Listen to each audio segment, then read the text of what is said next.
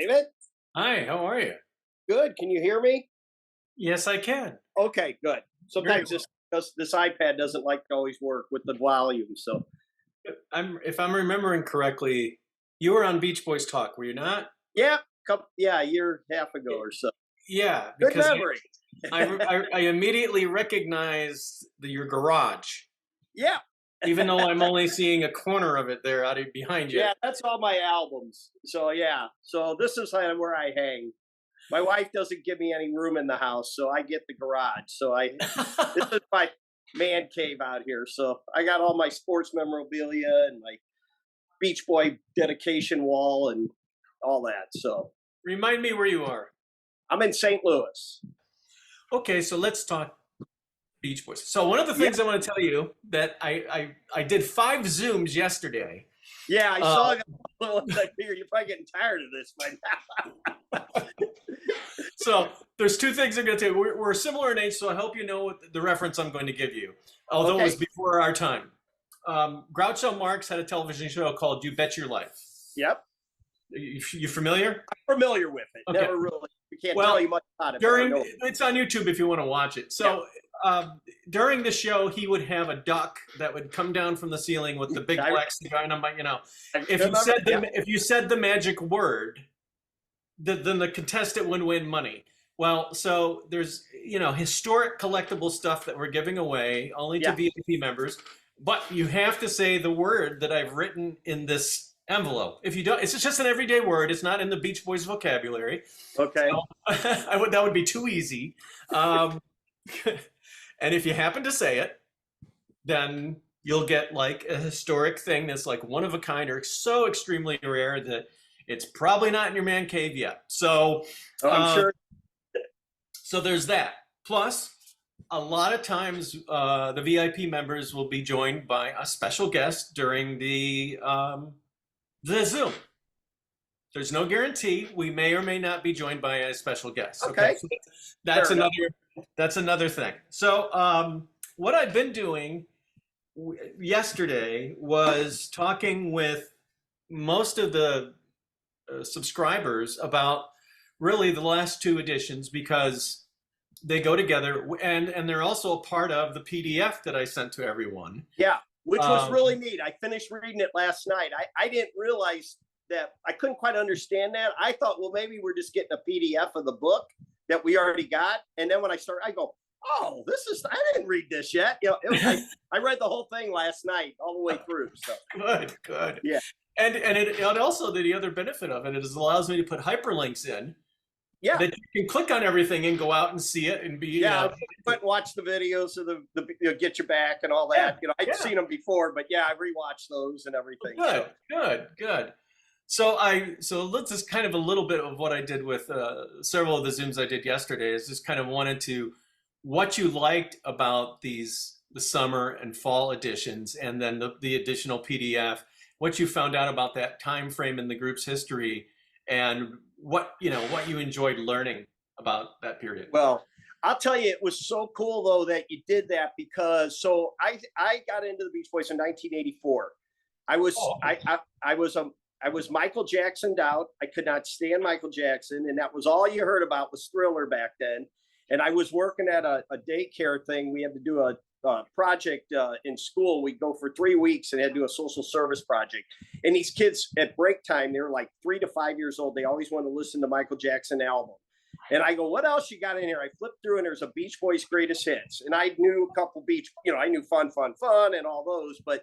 And so I put on, I said, yeah, I really like this. So I went up to the library that week and rented out a couple things, and it just became a passion. And that was like April of 84. They came to Six Flags in St. Louis in June of 84. And I went and saw them for the first time. So that era there in 84, especially when you're talking. So when that 4th of July concert in Washington, D.C. always holds a special spot because I'm like, that was exactly like 2 weeks after I had just seen them. So I'm always like, it's like a barometer that I remember, like, this is what they looked like when I saw them that time. Yeah. We didn't have cell phones to take pictures or anything, And so I always loved that. Well, then back then you didn't have internet in that. And No. so all of a sudden the following summer, this friend of mine said, hey, there's a new Beach Boys song out. I'm like, what? Well, that's how I found out there was a new album. I didn't even know they were working on one, you know?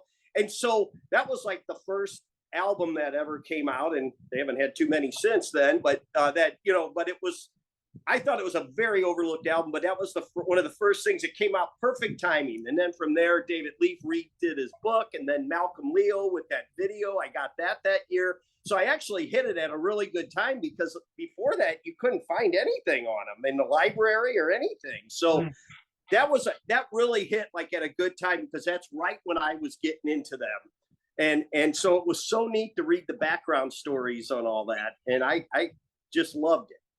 So I'll show you two things. There's one. There it is. Yes. This is Look at that. That is so cool. That's one thing. And now here's the other thing that's, I don't know, I'm sure other people have this, but this is a bumper sticker. I do not have that. No, no. Gonna get your back. I've never seen that. I've never actually seen that. So was this Beach Boy thing, was that somebody, did you have that made, or was that actually a promotion thing? I had it framed. This is a poster. No, I didn't make it. This came out way back in the day. I don't remember how I got it, but I framed it because I just loved. No, that is so awesome, because, you know, this has always been wherever I've gone. I got that on that tour, that poster. I have taken that everywhere away to college. I had it at my different houses I've lived in. That poster has been with me since 1985 with that famous picture from then, but I've never seen it combined with the album cover. That is really cool. Yeah, I don't remember what the you know, the where it came from. I don't remember if I bought it in a store. I don't know if a buddy got, you know, it's so long ago. I'm glad if I still remember something, I'm happy. Yeah. Well, I don't have near the collection you do, but when I go through like my whole box of stuff where I don't even have room to put it out, you know, I'm like, when did I get this? Like, when did that, you know? I'll try to show you my wall of, I'm going to try to do this here. Oh, wow. Look at that. So all those albums have most everybody's signature on them.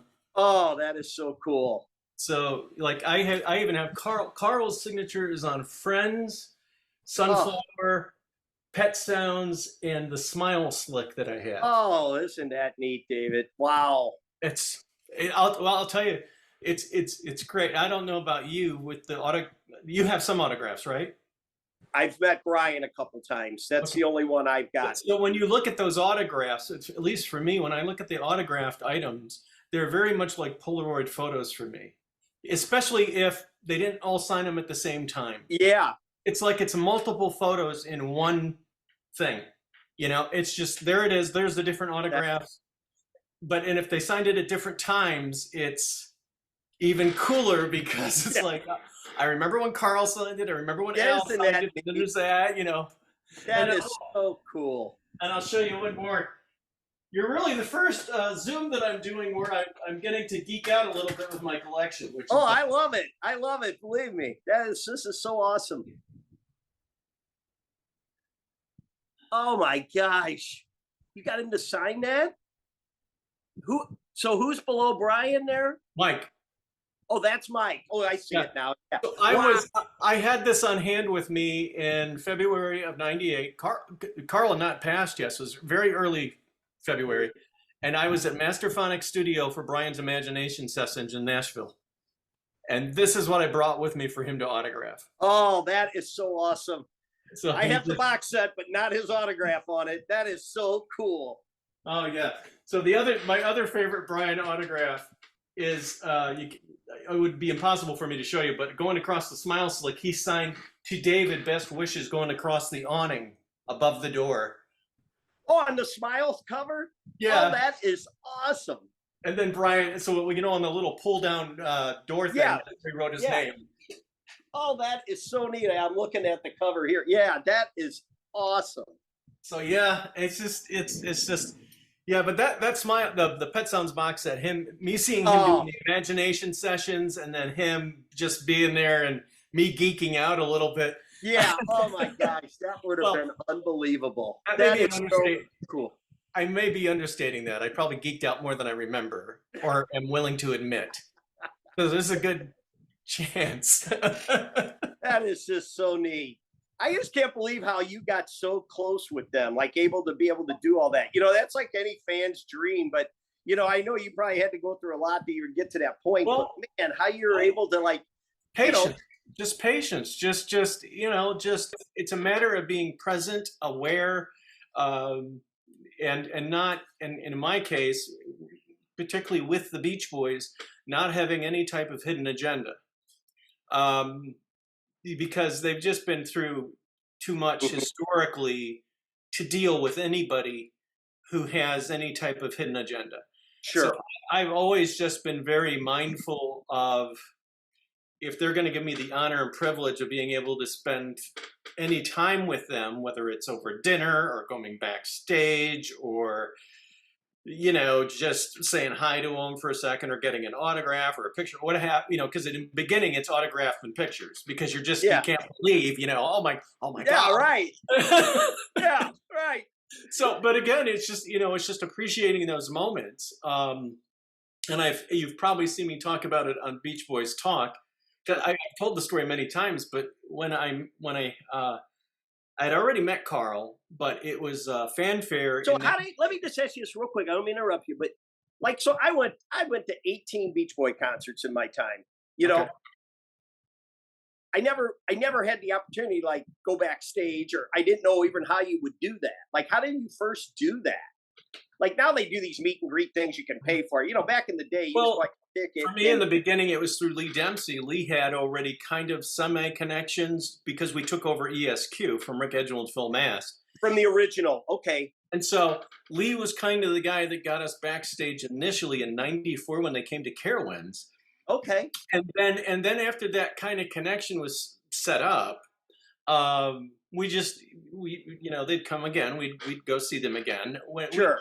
It was that type of thing. And my I first, understand. That makes sense.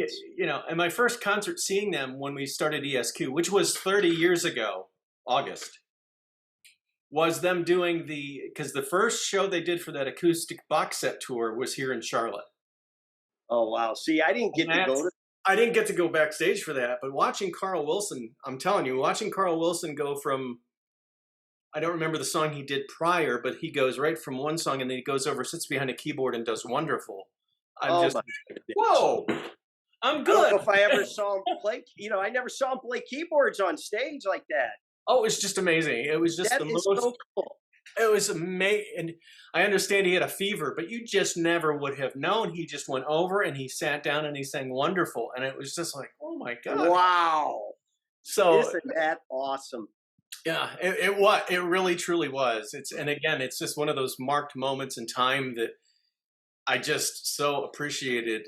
That just I could not believe that I got to see that, or even the songs they perform. They perform "Take a Load Off Your Feet." They perform "Vegetables."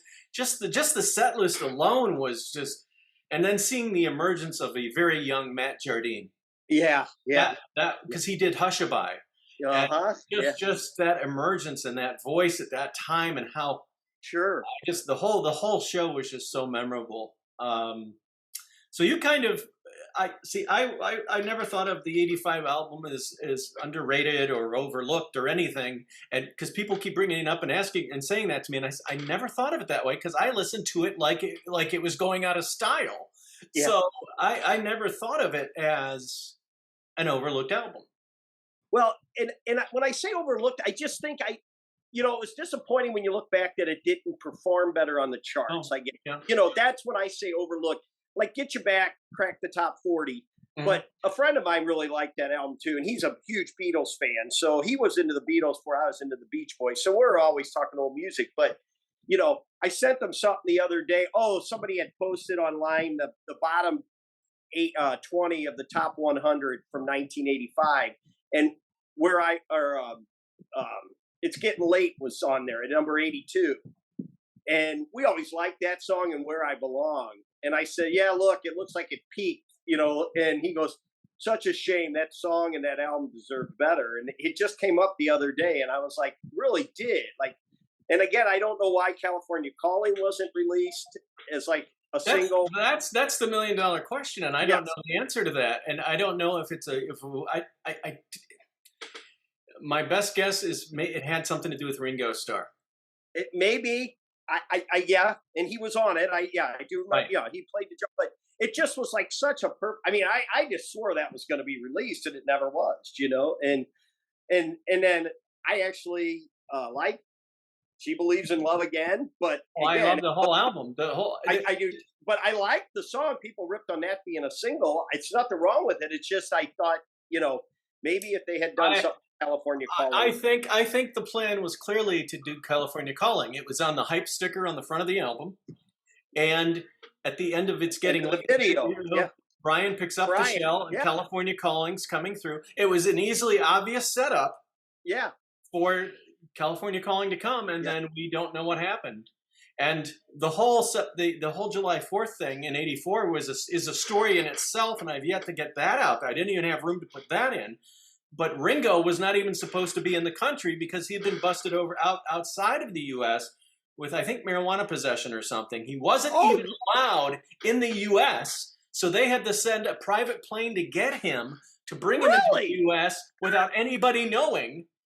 So, because he played with them that night then too. And he played in the day and at night. Yes. He wasn't even supposed to be in the country.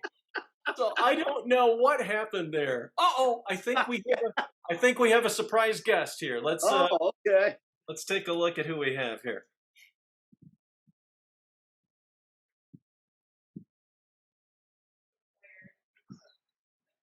David Logeman. Hey. Hey, how you doing, David? Good, David. There's an echo. Oh, that's not good. I'm not sure why that is. Is it just when I'm talking, or when you're talking? It's when I talk. All right. Whenever I'm not talking, I'll try to mute it and see if that cures it. Okay. So, David, this is Bill Onder. Billy. Yeah. Say that again. Billy Onder. Hey, Billy, how are you? Good. How are you? Doing great. Excellent. I'm in St. Louis. Well, I'm from just up the 55 north of Springfield, Illinois, in a small town called Lincoln. And I, back when I was a kid, I don't know if you grew up in the area. Yes, I did. There was a group called the One-Eyed Jacks, and I played in that group for a while, and then a group called Sky King, and we played around St. Louis quite a bit. Oh, wow. Well, a lot of groups came out of that area, groups like us, REO Speedwagon. And in fact, I just went to a concert last week right across the river. It was a event with Cheap Trick. They were out of Rockford up there, and a lot of groups got their start here in St. Louis before they hit it big. So a lot of good music came out of that area. Oh, absolutely. So I hear you're a big Beach Boys fan. Oh yeah. Bill, you've got to adjust your camera so David can see the madness behind you. Oh yeah, this is my garage. Wow. Okay, but I took all my albums. I just made copies of them, so these aren't the actual, but they're in a box stored. But I put them all up on the garage there. See, in order. Can you see that in the back?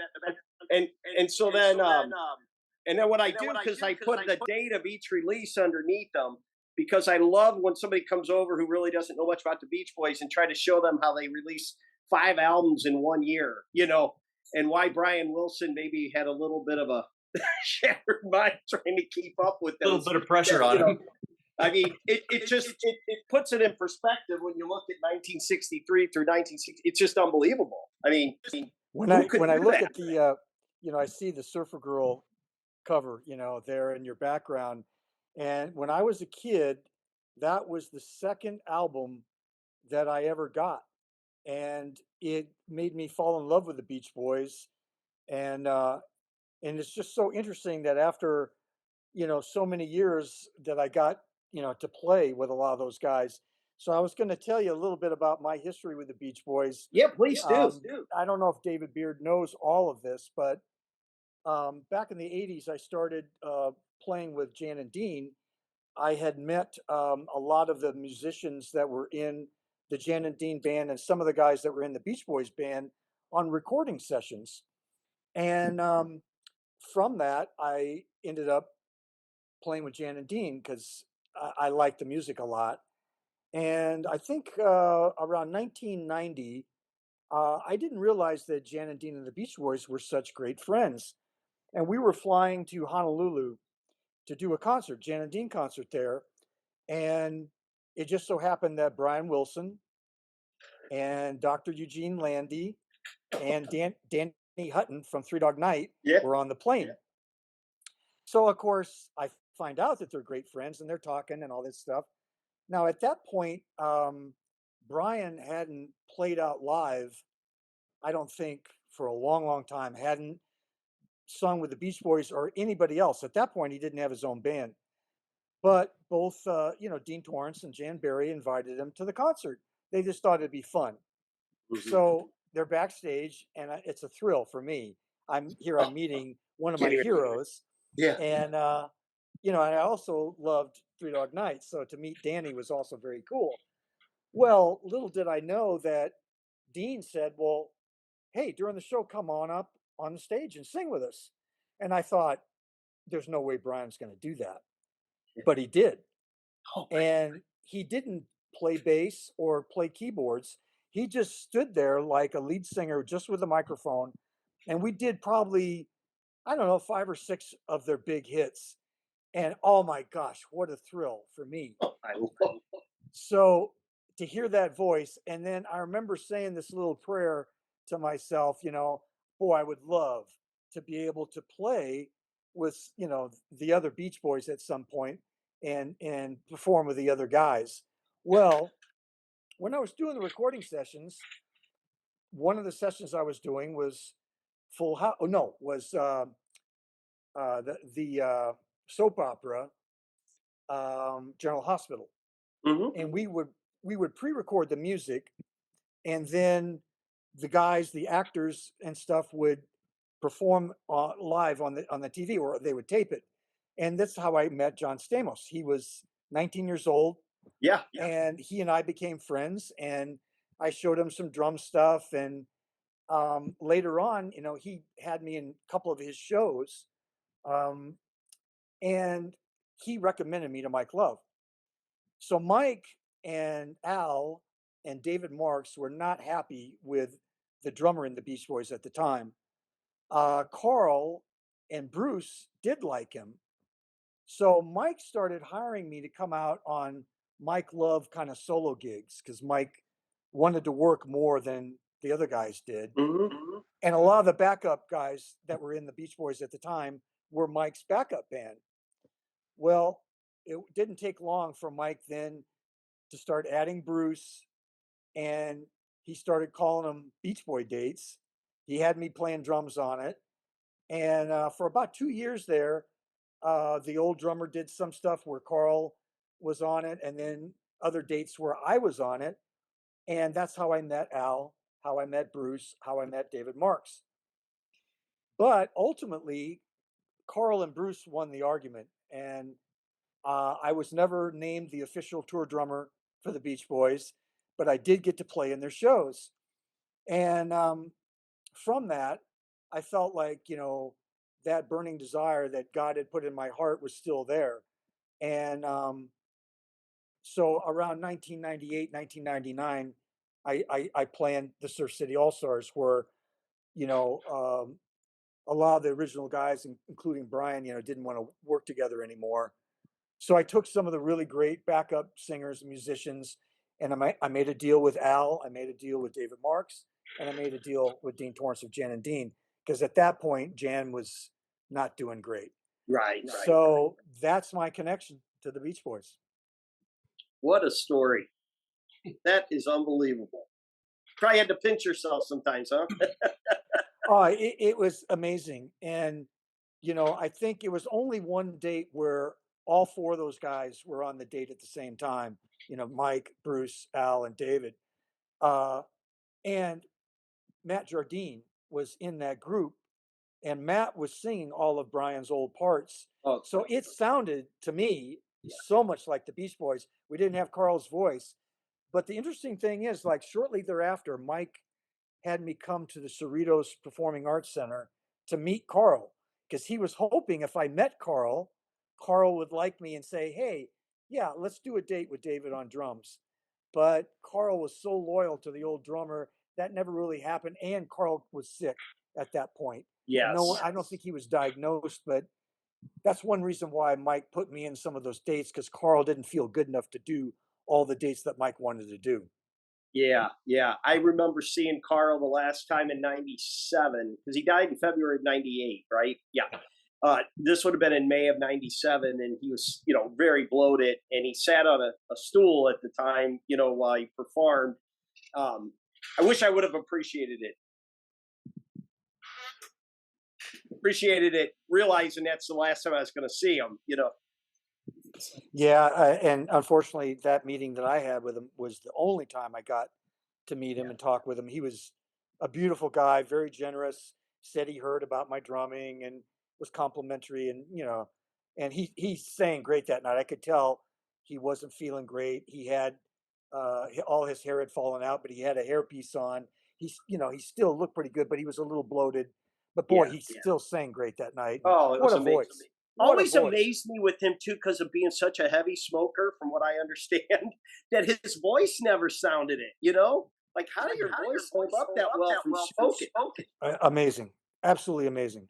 Yeah, so this is actually a photo of Carl in Raleigh, North Carolina, taken when he had been diagnosed. So he does have the wig on here. So this was taken, I believe, in June of '97 when they were on tour with Chicago. Okay. But this is the last time I saw Carl in concert, and that's Yeah. why it's framed and up here. Absolutely. So that would have been like a month after I saw him, or the next month. Yeah. So Yeah. yeah, and you just think these guys are going to be around forever, and you wish you would. I mean, I did appreciate it at the time, but it's like, I just, again, though, you didn't have internet. All of a sudden, I opened up the newspaper one day and he had passed away. I was like, oh my gosh, it Yeah, was just, I'd heard the rumors, that his fight was a losing battle, and that either he had lung cancer and it developed into brain cancer, or maybe it was he had brain cancer and then it developed into lung cancer. I can't remember, but Yeah. once I heard it, it was spreading like that. yeah, I just, man, I felt so bad for him, and I knew it was going to take a miracle to pull him out, and sure, yeah, sure, it just sure. didn't happen. No, the gosh, I love that we're talking about Carl. I mean, he was Bill. If you actually didn't meet him, the presence, if you did see him in concert, the presence that he was on stage was who he was as a man. I mean, he just a tremendous present soul, and just so calm, just such a, if you he almost, and he said something similar. I'm going to paraphrase this. I'm not quoting Carl, but he always felt that the music was almost administering to people, like God administers to people, to Mm-hmm, heal mm-hmm. people. Carl was a proponent of that, of thinking of music as a medicine to help people. Oh yeah, That's so interesting that you would say that because uh, I'm a believer in Jesus, and um, it really struck me when I first met Brian, and we were talking, and at that point, Gary Griffin was in the Jan and Dean band, and he had recorded and played with the Beach Boys in like 78, 79. Yeah. And there was a piano backstage, and Brian we were talking about his songs, and I was just complimenting just, the catalog that he had come up with. And then he just said very matter of factly, well, God gave me these songs. And I thought, wow, wow. So there is a spiritual element to these that maybe people know about, maybe they feel that they can't quite put their finger on it. But I agree with you, David, that there's a ministering aspect to it because even when I perform the songs now, even with just the Surf City All Stars, people say that to us all the time, all the time. yeah. And I love the fact that you brought that up, because I always find that touching, that Brian always seems like he does give credit to God or someone that bring, it's not him, and again, the famous God only knows, and he uses it. But I mean, they really were spiritual Yeah, guys. just understanding that it all comes from a higher resource, Exactly. right? Exactly. That's yeah. I mean, it's just a. And gosh, I was listening. Even I listened I had the Sounds of Summer in my car today. I was on Good Timing, and I just kept playing it Yeah. over and over and over and That's over. the one you talked about on Sirius, isn't it, Yes, David? yes, on the Beach Boys. I always Sirius liked channel. how you said that because that another song that just gets forgotten, but God, what a song that is! It's What an a amazing beautiful song. and the Carl two and Brian. brothers. Yeah, Carl and Brian wrote it together, and Yes. it's such a beautiful world message of love. It's Yes. all us people living together. It's just an incredible message of love. Well, and a friend of mine loves Love and Mercy. He says the same thing. If we all could live our lives like that, it'd be a much better world. We all got to love and mercy. And this is he's gone to Brian Wilson concerts with me. He's not necessarily a huge fan, but he just thinks that is like the coolest. Like he goes, hey, that should be something told that all the time in any church or anything. Love and mercy. It's like Absolutely, absolutely. It's what a great message to put out into the world.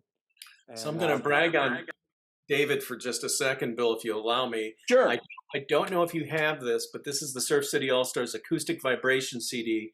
I don't know how hard it is to find, but I would definitely seek it out. There's vocals by Al, Dean, David Marks on here, and then it's the usual cast of suspects with Philip Bardowell, Matt Jardine, Don Raymond, and Gary Griffin. awesome. And it's an amazing collection of very very familiar songs, but done and some of them are done in such it's all acoustic for the most part. I will look that up. No, that's so it's worth every minute. I will be looking that up for sure. Sure.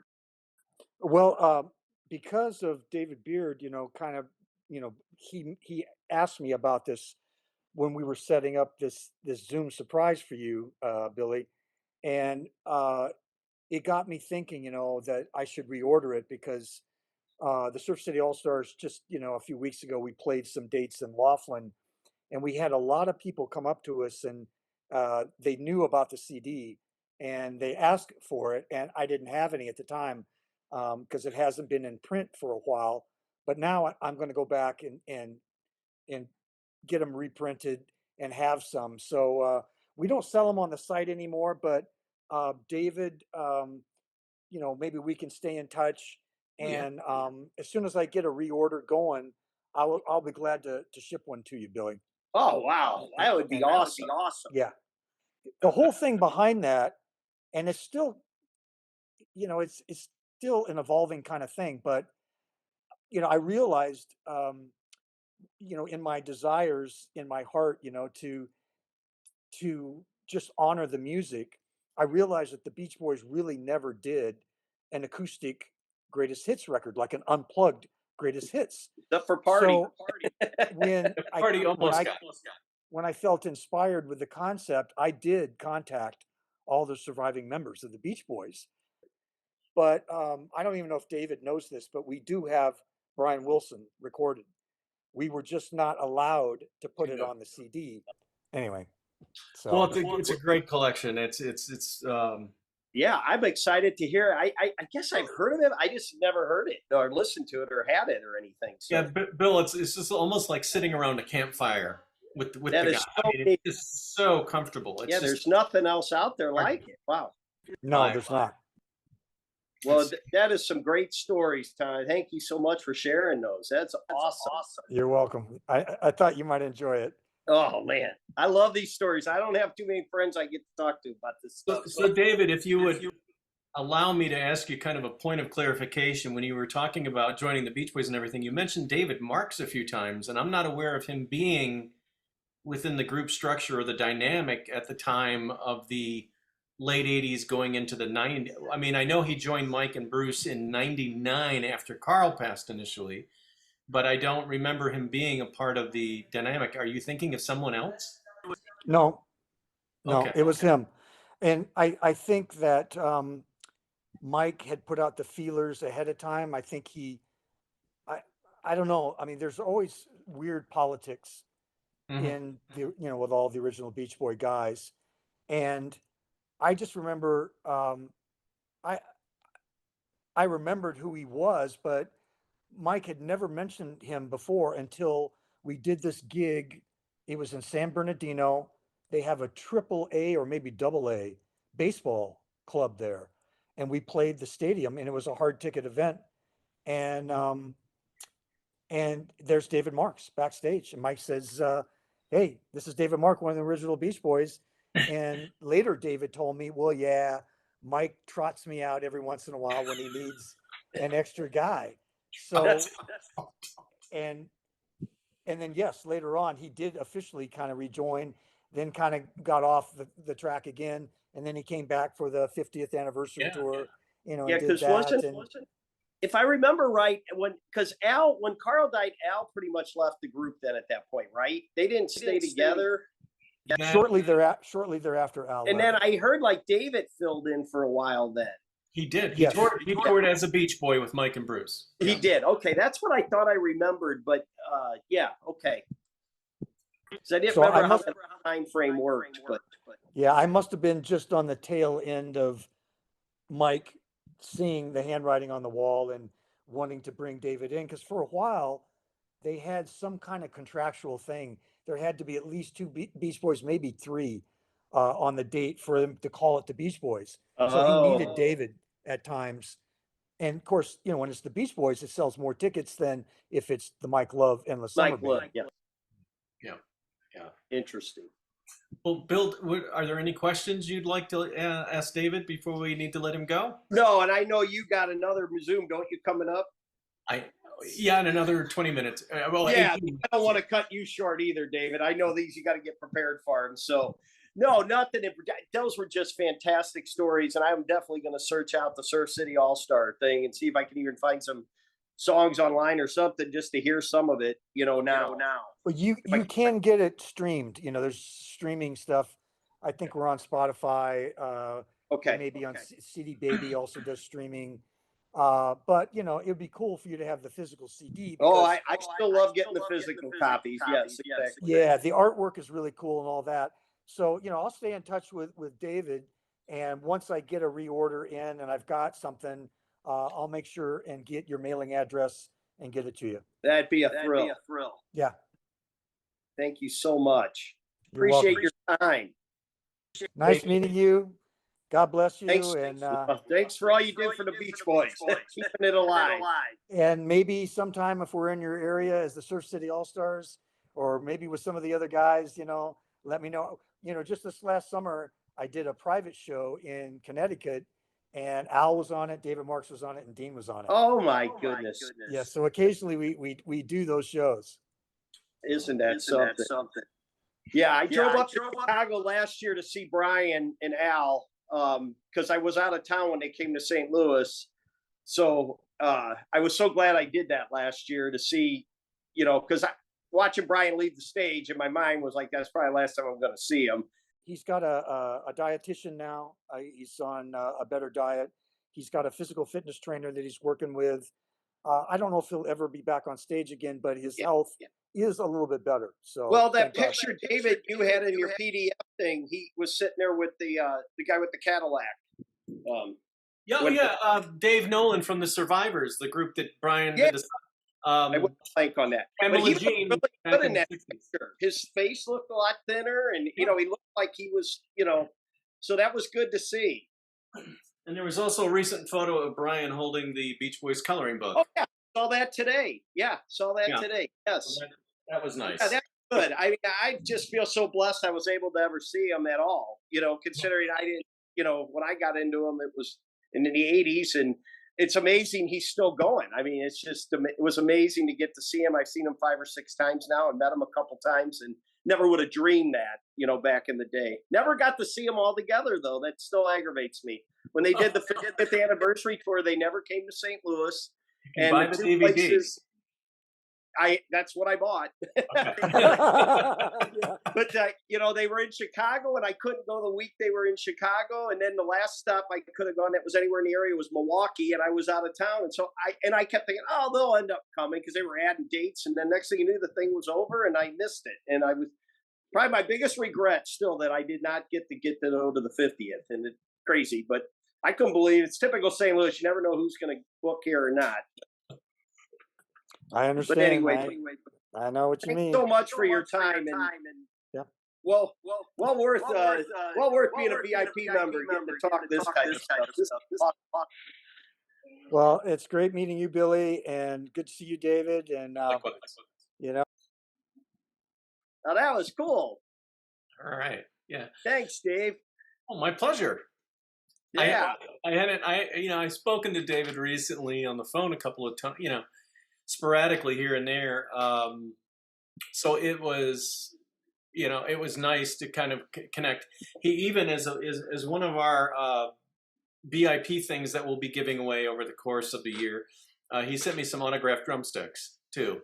Oh, cool. To go with my other autographed drumsticks that I have. So I have a plethora of autographed drumsticks. So I have a Bobby Figaro one. Yeah. And that was because I had like second row at a show in '87, and he slid it across the stage to me at the end of the show. Oh, okay. But it's still cool. I got it hanging here on the wall. But beautiful. Wish it said Dennis Wilson, but I never got to see Denny. I got into it a year too late to see Dennis.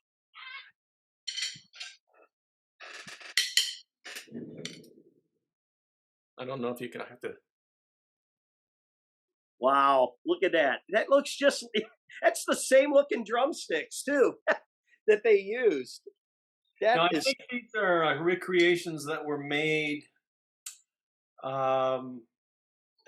when they did the Dennis Wilson Bash. I'm not 100% sure when these were made. Okay. But these aren't like originals that Dennis held or anything. But they are collectible. Yeah. Okay. Yeah, because it's fun. Well, I guess it's the same brand though. Is that Pro Mart? Yeah. Yep. Yeah. So this is the one Bobby had. So okay, cool. Yeah. So anyway, but yeah, no, that's so cool. Well, David, I could talk with you for 10 hours. So I mean, I feel the same way. Well, if you ever want to just Zoom and talk to Beach Boys or just run stuff by me, man, I love it. I don't have anybody else I can really talk to that often about this. I know it's funny. It's interesting because it's like, well, because I do the magazine, I have that interaction with other Beach Boy fans, but generally speaking, it's nice if it comes on the radio when I'm with other people, but then I try not to react to it because it's not as important to them as it is me. No, absolutely. That's kind of. I know. I can't explain it, and I even tell people, and they're like, "You're a Beach Boy fan?" And it's like, I like classic rock. I love the Beatles. I love all that stuff, but it's nothing. I always said gets me like Beach Boy music, and there's so many, like we always say on the Matt Gregg and all. There's a different for whatever mood you're in. It's like you got something you can listen to, and that's the beauty of it and stuff. So. But no, this was a thrill, and like I said, I like watching Greg and Matt. But I'm always like, God, I wish I could just say some few things. I got a few things to add, So, but no, thanks for offering this opportunity, David, with that VIP. I'm glad I was listening to you that day when you said it, because I got the magazine, but I missed the page. And then when you said it that night, I went in right away and signed up because I didn't even see that in the book. So I was watching you on the show a couple of weeks ago, and I was like, so I also signed up and got myself a brick too for the memorial out there. Oh, you mean Hawthorne? Yeah, because Greg and them announced one night there was still spaces left. So it was $150, and I sent it out there, and I got a letter back from the mayor of Hawthorne or the guy, and he's like, "We got your order. When the brick's finished, we'll send you a photo." Wow. And it was only $150. Now, I don't normally just throw $150 around, but I thought, my son said, "Dad, you got to do it. You just got to do that." You got to be a part of that history. Because I'm like, I may never seen it. I've never been there, but but I would just to have my name on the wall there. So I did do that too, because I was like, so I had, then your thing came along, and I'm like, crap, what the heck? I got to do this stuff, man. This is my only opportunity to get any Sounds like closer. it's time for a road trip. Oh, I will do it at some point. Someday I'm going to make it out there and hit all the spots like Greg and Matt did on their little trip. I got to do Yeah. it. Yeah. Well, David, such a thrill, and look forward to maybe talk to you again sometime. Okay. I look forward to it. Thank you, Billy, very much. All right. Well, thanks for all you do. I look forward all the time to your magazine coming and everything. So thank you so much. Thank you. I really appreciate that. All right. Well, thanks again. And like I said, hopefully get to talk to you soon. Okay. Okay, take care. All right. Wait, Good night. wait a minute. Wait, Oh. 1 second. You did not say the word. The word I was figured so. pine cone. Pine cone. Darn it. I was like, I'm not even mad, because there was no way. I don't know how I would have ever worked that into my And there it conversation. is. There it is. Pine cone. Okay. All right. Pine cone. I would have never guessed that one. I said that last night to a guy, and he said, "How would I ever notice a pine cone?" And I said, "Just an everyday word. It's just That's right. the word that I thought of, and I wrote it down. I don't know." Well, you can't make it too easy, you know? That's right. Who knows? Maybe I'll talk to somebody about Holland, and they'll start talking about the forest and the woods, and they'll say, "There's a pine cone," and shazam, they'll get something really special. So. So true. Oh, that's great. All right. Well, Take care. thanks again, David. Such a pleasure. All right. See All ya. right. Good night. Bye.